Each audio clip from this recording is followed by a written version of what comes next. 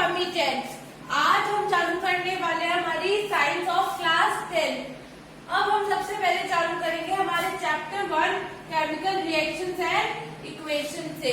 अब जैसा कि नाम बोल रहा है कि केमिकल रिएक्शंस और इक्वेशंस के बारे में पढ़ेंगे हम इस चैप्टर में, तो सबसे पहले थोड़ा नाम को ही समझ लेते हैं। तो सबसे पहले देखो क्या है केमिकल रिएक्शंस। अब हमें पता होना चाहिए केमिकल रिएक्शंस क्या होती है। तो नॉर्मल भाषा में अगर मैं बात करूं तो केमिकल रिएक्शन होती है एक ऐसी रिएक्शन जिसके अंदर कोई चेंज हो। It is a reaction in which chemical change occur और अ चेंज ऑकर। अब किस प्रकार के चेंजेस हो, अब ये हमें थोड़ी पता चलेगा कि रिएक्शन हुई है कि नहीं हुई है। अब ये पता लगाने के लिए कुछ चेंजेस होते हैं जो हमें देखना होते हैं, जैसे कि evolution of a gas, temperature में चेंज आना, formation of precipitate, change in colour, change of state, change in order. अब देखो ये सारे पॉइंट्स आपको अच्छे से याद करने हैं, क्योंकि एग्जाम में पूछ लेते हैं कि how do we know that reaction हुई है कि नहीं हुई है, तो ये आपको लिखने होते हैं। अब चलते हैं अपन थोड़ा सा समझने की तरफ। देखो आप लोगों ने सुना होगा ना कि आपके घर में जो मम्मियां होती है वो एक पानी का कंटेनर होता है जिसमें पानी स्टोर किया जाता है, उसके अंदर चूना जो होती है वो घोलती है ताकि पानी क्या हो, साफ हो जाए। ठीक है, तो वो जब चूना डालते हैं जिस बर्तन के अंदर, जिस बर्तन में पानी लेते हैं फिर उसमें चूना डालते हैं, तो कभी आपने उसको टच किया है चूना डालने के बाद बर्तन को कि कैसा होता है? तो वो बर्तन हो जाता है कैसा, गर्म हो जाता है वो बर्तन। तो ये क्या है, देखो पहले बर्तन ठंडा था, उसके बाद जब हमने उसमें चूना डाला, उस पर हाथ लगाया तो वो कैसा हो गया, गर्म हो गया, मतलब टेम्परेचर में चेंज आया। इससे हमें क्या पता चला कि वहां कोई ना कोई रिएक्शन हुई है। अब देखो एक एग्जांपल और देख लेते हैं, जैसे कि हम लेते हैं पानी, लिक्विड लेते हैं, पानी कैसा होता है, लिक्विड। अब उसको हमने फ्रीजर में जमा दिया तो कैसा बन गया, बर्फ बन गया, मतलब हार्ड सॉलिड बन गया। तो अब वो लिक्विड से कैसा बना, सॉलिड। इसका मतलब कोई ना कोई रिएक्शन हुई है, क्योंकि स्टेट में क्या है, चेंज आया है। ऐसे हमें घर में क्या होता है, खाना बनता है कुछ अच्छा सा टेस्टी सा, जैसे पाव भाजी या कुछ भी अच्छा टेस्टी खाना, तो उसमें क्या होता है 2-3 दिन बाद क्या होता है, या फिर 1 दिन बाद ही आपकी मम्मी कहती है कि आप मत खाओ, इसे ये खाना बेकार हो चुका है। क्यों बेकार हो गया खाना, कैसे पता चला बेकार हो गया, उसमें से कुछ स्मेल आने लगती है। अब क्या होता है, पहले तो आपको बहुत अच्छी स्मेल आती है खाने से जब हम गरम गरम बनाते हैं, फिर कुछ देर बाद या 1 दिन बाद उसमें से थोड़ी गंदी सी स्मेल आती है, उससे पता चलता है खाना खराब हो गया। अब खराब होने का मतलब क्या है, खाने में कोई रिएक्शन हुई है, कुछ रिएक्शन के कारण उसमें से गंदी स्मेल आ रही है। तो चेंज इन ऑर्डर, ऑर्डर मतलब होता है स्मेल, तो वो स्मेल आना इसका मतलब कोई ना कोई रिएक्शन हुई है। ठीक है, इसी तरह से अब देखो चेंजेस हमें पता चल गए कि किस तरह से चेंजेस हम पता लगाते हैं, किस तरह से पता लगाते हैं कि रिएक्शन हुई है कि नहीं हुई है। अब ठीक है, हमें पता लग गई कि रिएक्शन हुई है, चेंजेस हुए हैं। अब हमें पता लगाना है चेंजेस होते क्यों है, रिएक्शन होती क्यों है और कैसे होती है। तो रिएक्शन होती है बॉन्ड्स के टूटने से। अब आपको अभी समझ में नहीं आएगा कि बॉन्ड्स क्या होता है, तो हम समझेंगे इसे। तो बॉन्ड्स को हम ले लेते हैं, सपोज करो, देखो रुको, चेंजेस होते हैं, ये सब लिख लिया आप लोगों ने। चेंजेस अब 2 टाइप के होते हैं, केमिकल चेंज और फिजिकल चेंज। कैसे चेंज, केमिकल और फिजिकल चेंज।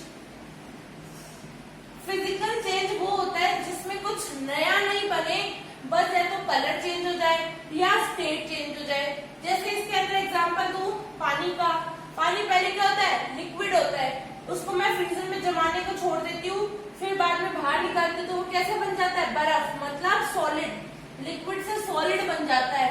लेकिन जो उसका फॉर्मूला होता है, जो पानी का फॉर्मूला होता है, वो तो सेम ही रहता है। लिक्विड में भी H2O रहेगा, सॉलिड में भी H2O रहेगा, बस फर्क इसमें आया स्टेट के अंदर। वो होते हैं फिजिकल चेंजेस जिसमें कुछ चेंजेस आते हैं लेकिन कोई नई चीज नहीं बनती है। अब बात करते हैं केमिकल चेंज। केमिकल चेंज में क्या होता है, जब रिएक्शन होती है तो कुछ नया बनता है, ठीक है। अब जैसे कि एक एग्जांपल ले लेते हैं, जो कि आपकी एक्टिविटी फर्स्ट है।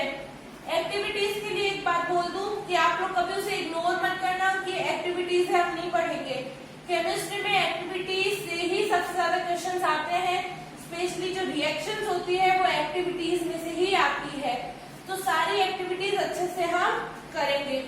अब देखो केमिकल चेंज कैसे समझेंगे। एक एक्टिविटी ले रहे हैं, फर्स्ट एक्टिविटी जो है उसमें बोला गया है कि एक मैग्नीशियम रिबन है, उसको हमने एयर में जलाया है हीटर या बर्नर लेके, और हमें व्हाइट पाउडर मिल रहा है। अब हमें पूरा आपने ऑब्जर्व क्या क्या ये बताना है। देखो मैग्नीशियम रिबन है, उसको हमने एयर में जलाया है। एयर का मतलब हम हमेशा केमिस्ट्री में ऑक्सीजन लेते हैं, ऑक्सीजन गैस। उसको हमने बर्नर से हीट किया है और हमें व्हाइट पाउडर मिला है, जिसे हम कहते हैं मैग्नीशियम ऑक्साइड, ठीक है। ये है व्हाइट पाउडर।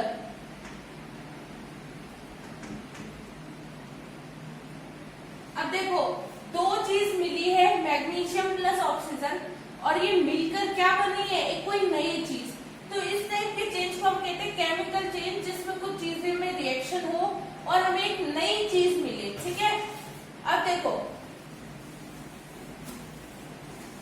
ये जो नई चीज बनी है वो बनी कैसे, ठीक है, हमें ये देखना है। तो नई चीज बनती है बॉन्ड्स टूटने से। अब बॉन्ड्स क्या होते हैं हमें एक बार को समझना पड़ेगा थोड़ा सा। तो आप सपोज कर लो आपके घर में पेरेंट्स हैं। अब पेरेंट्स क्या होते हैं, लड़ते हैं, थोड़ा बहुत लड़ाई सब में होती है, तो आपके दोनों पेरेंट्स थोड़ी बहुत लड़ाई की, ठीक है, थोड़ी देर के लिए मूड ऑफ हो गया, थोड़ी देर बात नहीं की, उसके बाद फिर एक जैसे हो गए। तो उस टाइप के जो चेंज होता है उसे हम फिजिकल चेंज कहते हैं। अब वो फिजिकल चेंज कैसे हुआ, फिजिकल चेंज क्या कहता है कि वो लोग कुछ भी नया नहीं बना रहे, बस उनमें स्टेट का चेंज हो रहा है या फिर स्मेल या कुछ और। तो अब स्टेट जो चेंज हो रही है, हम सपोज कर लेते हैं वो पेरेंट्स का मूड है, दो पेरेंट्स आपस में लड़ लिए। अब उन लोगों में मूड कैसा हुआ, थोड़ा सा गुस्से वाला हो गया, दोनों ने आपस में बात नहीं की, वो एक चेंज हो गया। लेकिन कुछ समय बाद वो फिर से वापस साथ में आ गए, साथ में फिर से बात आराम से नॉर्मली कर रहे हैं। तो हमें पता है कि वो बस थोड़ी देर के लिए गुस्से हुए थे, मतलब उनमें वापस वैसे के वैसे हो गए, कुछ नयापन नहीं हुआ। तो वो हो गया फिजिकल चेंज, जिसके अंदर हल्का सा बॉन्ड टूटा, लेकिन वो फिर से जुड़ गया।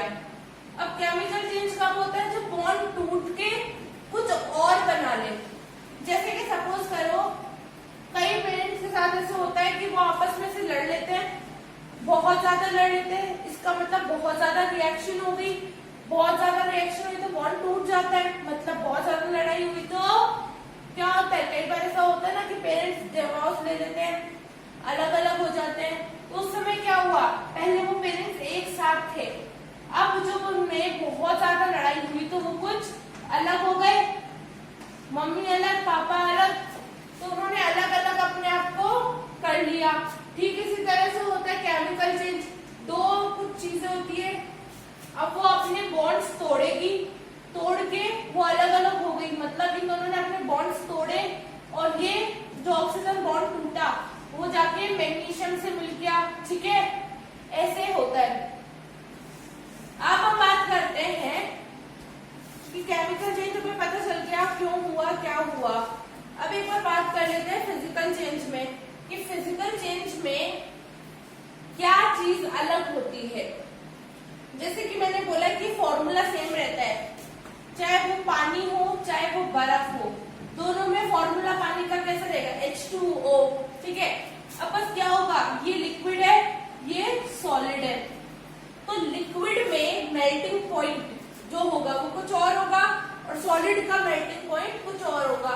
ऐसे ही बॉइलिंग पॉइंट होता है, वो लिक्विड का कुछ और होगा और सॉलिड का कुछ और होगा।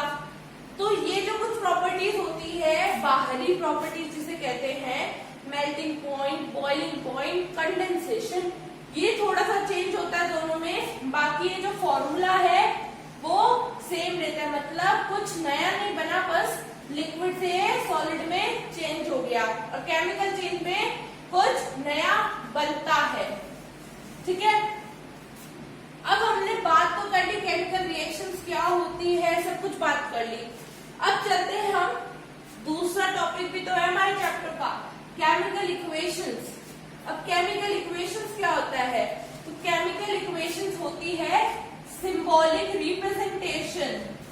लिख लो इसमें किसी एक कॉपी में, रजिस्टर में, फेयर जो भी है आपका, कि symbolic representation of the chemical reactions. Chemical equation क्या होती है, symbolic representation of the chemical reactions. अब जैसे हमने अभी एक्टिविटी 1 पढ़ी, उसमें बोला कि मैग्नीशियम रिबन को एयर में जलाया और हमने व्हाइट पाउडर पाया। तो ये हमने एक स्टेटमेंट बोला है, ये रिएक्शन हमें पता है, लेकिन इसका जब हम सिंबॉलिक रिप्रेजेंटेशन करेंगे तब वो केमिकल इक्वेशन कहलाएगी। जैसे मैग्नीशियम रिबन, तो ये मैग्नीशियम उसका फॉर्मूला, प्लस एयर में जलाया मतलब केमिस्ट्री के लिए O2, उसको बर्नर से जलाया मतलब हीट, उसके बाद वो व्हाइट पाउडर दिया मतलब मैग्नीशियम ऑक्साइड, उसका फॉर्मूला हुआ जो उसने दिया। तो ये जो है वो है केमिकल इक्वेशन, जो कि होती है symbolic representation of the chemical reaction. अब हम बात करते हैं कि स्टेट्स की, कि ये कहता है मैग्नीशियम रिबन था तो सॉलिड है, ऑक्सीजन जो है एयर मतलब गैस है, और जो हमें व्हाइट पाउडर मिला इसे हम कहेंगे प्रेसिपिटेट। अब ये होते क्या है, स्टेट्स क्या होते हैं, तो चलो इसके बारे में बात कर लेते हैं कि स्टेट्स क्या होते हैं भाई। कि हम कहते हैं कभी लिक्विड में है, कभी सॉलिड में है, कभी प्रेसिपिटेट है। तो आपको पता है सॉलिड क्या होता है, आपको पता है लिक्विड क्या होता है, आपको पता है गैस क्या होता है। अब आपके लिए एक नई चीज आई है, वो है प्रेसिपिटेट। प्रेसिपिटेट का मतलब हो गया पीपीटी। ये पावर पॉइंट वाला पीपीटी नहीं है, प्रेसिपिटेट शो करने वाला कि आप प्रेसिपिटेट बना है, उसके लिए हम शॉर्ट फॉर्म लिखते हैं पीपीटी। अब ये होता क्या है, जब दो रिएक्टेंट्स, अब देखो जब दो चीजें कोई आपस में रिएक्ट करती है तो वो एक ऐसी चीज बनाए जो कि किसी में मिल नहीं सके। जैसे कि आप व्हाइट पाउडर बना था, अब इसको अगर मैं किसी भी पानी में डालूं या कोई भी लिक्विड में डालूं और इसको मिलाने की कोशिश करूं तो ये उसके साथ नहीं मिलेगा। जैसे मैंने इसमें डाला और इसको मिलाने की कोशिश की, मिलेगा नहीं, नीचे जाके क्या होगा, ये नीचे से जम जाएगा और ऊपर क्या रह जाएगा, पानी या जो भी लिक्विड में हमने मिलाने की कोशिश की थी। तो ऐसी कोई भी चीज है जो नीचे जम जाए, मिले नहीं लिक्विड में, सोल्यूशन में, उसे हम प्रेसिपिटेट कहते हैं। ऐसे हम बात कर, और जो रिएक्शंस प्रेसिपिटेट बनाए उन्हें हम प्रेसिपिटेशन रिएक्शन कहते हैं। ठीक है, हमारे एग्जाम जब मैंने 10th दी थी तो हमसे पूछ लिया गया था कि डिफाइन प्रेसिपिटेशन रिएक्शन। तो हमें क्या लिखना होता है उस समय कि ऐसी रिएक्शन मतलब सच reactions in which precipitate is formed is called precipitation reaction. फिर एग्जाम्पल के तौर पे हम देंगे इसमें वही हमारी activity first, magnesium plus oxygen gives magnesium oxide. ये जो व्हाइट पाउडर है इसे हम व्हाइट प्रेसिपिटेट बोलते हैं। अब देखो ये क्वेश्चन आपको कई बार एग्जाम में भी दे देते हैं, किस तरीके से देंगे, a substance X is burn या फिर heat in air to give a substance Y which is white precipitate. So बोल देंगे आपको कि ऐसा सब्सटेंस X है जो कि एयर में हीट हुआ है और Y सब्सटेंस दिया है जो कि व्हाइट प्रेसिपिटेट है।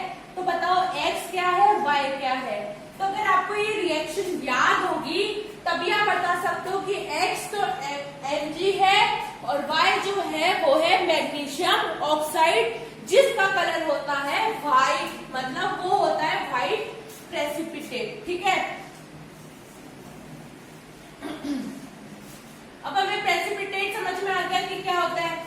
अब हम बात करते हैं एक और नई टर्म जो आपके आएगी, वो है एक्वस। इस तरह से आप अपनी बुक में पाओगे कि कई रिएक्शन के आगे ऐसे AQ लिखा होगा। AQ होता है शॉर्ट फॉर्म ऑफ एक्वस। अब एक्वस क्या होता है? ऐसे सॉल्यूशंस जो वाटर कंटेन करते हैं। जैसे मैंने कह दिया एक्वस सॉल्यूशन ऑफ HCl, इसका मतलब वो जो HCl का सॉल्यूशन है वो वाटर कंटेन कर रहा है, इसलिए वो एक्वस सॉल्यूशन है। ठीक है, जैसे कि डाइल्यूट HCl होता है, तो हम HCl को कई बार डाइल्यूट करते हैं, पानी डालते रहते ताकि वो थोड़ी कम रिएक्शन शो करे। तो अब उसमें हमने पानी डाला है, अब उसमें पानी है, तो इसका मतलब वो एक्वस सॉल्यूशन है। ठीक है, अब ये तो बात हो गई कि स्टेट्स क्या क्या होती है, सॉलिड, लिक्विड, गैस और ये सब। अब देखो हम चलते हैं हमारी केमिकल इक्वेशंस की तरफ। अब केमिकल इक्वेशन जो होती है वो हम कई तरीके से लिखते हैं। कई बार आपको इक्वेशंस एग्जाम में लिखी हुई दे देंगे कि जैसे मैंने भी बताया कि magnesium ribbon is burned in air to form white powder. ठीक है, अब इस तरह से अगर इंग्लिश में लिख के दूंगी मैं पूरा, तो उसे कहते हैं वर्ड इक्वेशन या स्टेटमेंट इक्वेशन। वर्ड इक्वेशन क्या होती है? हम बिना सिंबल्स के सिर्फ लिख देते हैं, जैसे magnesium burned in air, burn किया मतलब heat, to give white powder, या फिर मैग्नीशियम ऑक्साइड। इस तरह से पूरी स्पेलिंग लिखेंगे हम, मैग्नीशियम ऑक्साइड। अब इस तरह से अगर लिखी भी है तो उसे हम कहते हैं वर्ड इक्वेशन। अब हम इस वर्ड इक्वेशन को जब सिंबॉलिक रिप्रेजेंट करेंगे, देखो सिंबॉलिक रिप्रेजेंट किया, मैग्नीशियम प्लस एयर मतलब O2, हीट का साइन जो होता है वो हम इस तरह से ट्राइंगल बनाते हैं, मतलब डेल्टा। व्हाइट पाउडर क्या है? Magnesium oxide. जब हम इस तरह से लिखते हैं तो ये क्या हो जाती है? स्केलेटल इक्वेशन या स्केलेटल केमिकल इक्वेशन। ठीक है, जिसके अंदर क्या होता है, हम इसको मास जो होता है दोनों तरफ वो सेम नहीं होता, नंबर ऑफ ये जो होता है एटम्स वो भी सेम नहीं होते। ठीक है, मतलब ये इक्वेशंस होती है बिना प्रॉपर्टीज को बताए, बस नॉर्मल रिएक्शन क्या हो रही है, किस तरीके से हो रही है वो बता देते हैं। ठीक है, अब हम इसमें क्या करते हैं, इस इक्वेशन को एग्जाम में हम कहीं लिख नहीं सकते क्योंकि प्रॉपर फॉर्म है नहीं लिखने का। हमेशा जो प्रॉपर फॉर्म होता है इक्वेशंस लिखने का वो होता है बैलेंसिंग इक्वेशंस। अब ऐसी इक्वेशंस को हम बैलेंस करते हैं। अब बैलेंस करते क्यों हैं, बैलेंसिंग होती क्या है, वो हम समझेंगे नेक्स्ट टॉपिक के अंदर। ठीक है, तब तक के लिए हम बात कर लेते हैं हमारी एक्टिविटीज का। तो एक्टिविटी 1 तो हमने समझ ली कि मैग्नीशियम ऑक्साइड बनाता है जिसका कलर व्हाइट प्रेसिपिटेट होता है। अब बात करते हैं हम एक्टिविटी 1.2 की, कि एक्टिविटी 1.2 क्या है। एक्टिविटी 1.2 है, उसमें हमें बोला है लेड नाइट्रेट लेना है,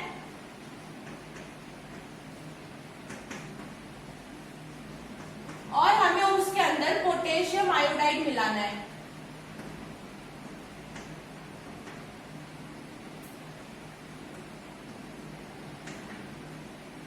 अब बताओ हमें क्या मिलेगा, ऐसा बोला गया है। ठीक है, तो हमने ऐसे ही ऐसा करा है रिएक्शन, लेड नाइट्रेट लिया।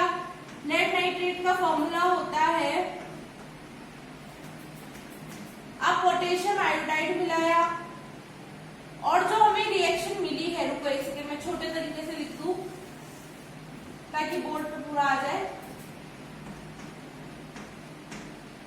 लेड नाइट्रेट लिया, उसमें पोटेशियम आयोडाइड मिलाया, और फिर हम देखी, वो क्या थी, हमें मिला लेड आयोडाइड प्लस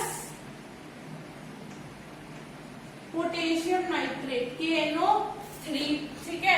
ये रिएक्शन हमें मिली और ये रिएक्शंस जो होती है एक्टिविटीज की हमें एज इट इज याद करनी पड़ेगी ताकि एग्जाम में आ जाए तो हम फटाफट बता सके चीजें।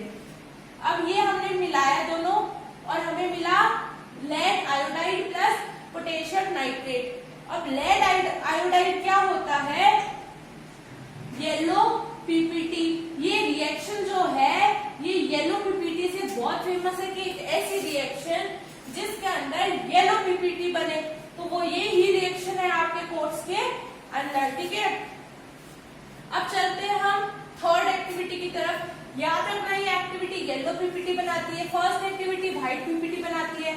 और हम चलते हैं हमारे थर्ड एक्टिविटी की तरफ। थर्ड एक्टिविटी कहती है कि जिंक ग्रेन्यूल्स है, जिंक ग्रेन्यूल्स में या तो डाइल्यूट HCl या डाइल्यूट सल्फ्यूरिक एसिड हमें मिलाना है। तो हमारे लैब में डाइल्यूट सल्फ्यूरिक एसिड है तो हम डाइल्यूट सल्फ्यूरिक एसिड मिला के देखेंगे। डाइल्यूट सल्फ्यूरिक एसिड और जिंक का कलर क्या है, यहाँ पे ग्रे कलर है, शाइनी सा कलर है। और H2SO4 कलरलेस होता है, मैं आपको बता देती हूँ। फिर ये जो रिएक्शन हुई तो हमने रिएक्शन में क्या देखा, रिएक्शन में बना है ZnSO4 और हाइड्रोजन गैस इवॉल्व। अब हमने स्टार्टिंग में पढ़ा था कि चेंजेस कैसे पता चलेंगे कि रिएक्शन हुई है कि नहीं हुई है। तो चेंजेस में हमने सबसे पहले चेंज देखा था इवोल्यूशन ऑफ अ गैस देखा था। तो इवोल्यूशन ऑफ अ गैस, चलो हम इससे देख सकते हैं कि यहाँ पे जब हमने जिंक ग्रेन्यूल्स को H2SO4 डाइल्यूट सल्फ्यूरिक एसिड से हमने इसका रिएक्शन करवाई तो हमें ये मिला प्लस H2 गैस इवॉल्व हुई। देखो H2 मतलब गैस है और ऊपर की तरफ जब ऐसे हम साइन करते हैं इसका मतलब ये ऊपर उड़ेगी, ऊपर उड़ गई, इवॉल्व हुई, निकल गई इस रिएक्शन से, ठीक है। अब हमें कैसे पता लगा सकते हैं कि रिएक्शन हुई है कि नहीं हुई है, तो अब देखो क्या करेंगे, एक बीकर होगा जिसके अंदर ये रिएक्शन हो रही होगी, ठीक है। इस रिएक्शन हमने जिंक और ये डाला होगा तो क्या होगा, यहाँ से हाइड्रोजन गैस निकली होगी। अब जैसे इसको जिस ढक्कन से बंद किया था वो ढक्कन हटाते ही हम एक जली हुई माचिस को जला के यहाँ रख देंगे, तो वो जो उसकी आगे इस तरह से माचिस जलाई भी रखेंगे तो क्या होगा, माचिस क्या होगी, बुझ जाएगी, एकदम बुक ऐसा साउंड आके माचिस बुझ जाएगी जैसे ही आप इसका ढक्कन खोलोगे और हाइड्रोजन गैस इसको टच होगी। तो इससे हमें पता चल जाएगा कि कोई ना कोई गैस इवॉल्व हुई है और बुक के साउंड के साथ ये ऐसे बुझेगी, इसका मतलब हाइड्रोजन गैस इवॉल्व हुई है, ठीक है। अब ये हमें हो गया। अब इसमें पूछा है कि आपने ऑब्जर्व क्या किया, तो देखो इसके अंदर क्या हुआ, जब हमने ऐसा किया तो हाइड्रोजन गैस तो निकली प्लस कुछ एनर्जी भी निकली, हीट निकली, जिससे क्या होगा, जब आप बीकर को टच करोगे या जिसमें भी आपने ये रिएक्शन करवाई है उस बोतल को टच करोगे ना तो वो बोतल आपको गर्म लगेगी, ठीक है। और एक और चेंज क्या आएगा, जब ये आप डाल दोगे, मिक्स करोगे आपस में, तो जो जिंक होंगे ना, जिंक ग्रेन्यूल्स या जिंक के जो टुकड़े हैं उनके आसपास आपको बबल्स उठते हुए दिखाई देंगे, ठीक है। ये इसकी रिएक्शन की बात थी। अब हम देखो, अब देखो आप लोग की जो ये बैलेंसिंग वाला पार्ट खत्म हो रहा है उसके बाद एक क्वेश्चन टाइप बॉक्स दे रखा है, उसमें क्वेश्चन दे रखा है कि why magnesium ribbon clean before burning in air. हमने जो मैग्नीशियम रिबन है उसको जलाने से पहले उसको पहले क्लीन क्यों किया। तो आपको इसका सिंपल सा आंसर याद रखना है, कोई भी इस टाइप का मटेरियल हो उसको हम अगर क्लीन करते हैं सैंड पेपर या किसी भी चीज से क्लीन करते हैं तो क्लीन क्यों करते हैं, उसका एक ही रीजन होता है, to remove the oxide layer. हमें लिखना होगा to remove the oxide layer for proper combustion.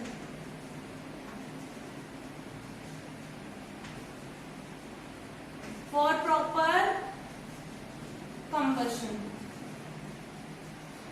हमने मैग्नीशियम के रिबन को इसीलिए साफ किया ताकि उसके ऊपर जो ऐसे पड़े पड़े कई बार लेयर बन जाती है अगर ऑक्साइड की, तो वो हट सके, ताकि जब हम उसकी रिएक्शन करवा रहे हैं तो वो अच्छे से रिएक्ट कर सके, प्रॉपर कंबशन हो सके। ठीक है, अब हम बात करेंगे हे गाइस, अब हम बात करेंगे नेक्स्ट वीडियो में, जो कि बात करेंगे बैलेंसिंग के बारे में। अब बैलेंसिंग क्या है, एक थोड़ा समझने वाला टॉपिक है लेकिन इजी टॉपिक है। तो नेक्स्ट वीडियो जो पूरा बेस्ड होगा वो होगा बैलेंसिंग पे बेस्ड। तो नेक्स्ट वीडियो को अच्छे से समझ लीजिएगा, और ये जो अभी मैंने स्टार्टिंग की है टॉपिक की, इसका वीडियो अच्छे से देख के अच्छे से समझ लीजिएगा, ताकि आपको अच्छे से समझ में आ जाए और आप इजीली रिएक्शंस याद कर सके, ताकि आपके एग्जाम में अच्छे से मार्क्स आ जाए। तो चलते हैं, नेक्स्ट वीडियो में मिलेंगे हम। So bye guys, like subscribe comment करना मत भूलिएगा, और अपने डाउट्स कमेंट सेक्शन में ड्रॉप कर दीजिएगा, तो मैं उसके आपको एक वीडियो में जवाब दे दूंगी। और मैं पम्मी देन साइंस को भी मैथ्स के साथ आपके लिए इजी बना के रहूंगी।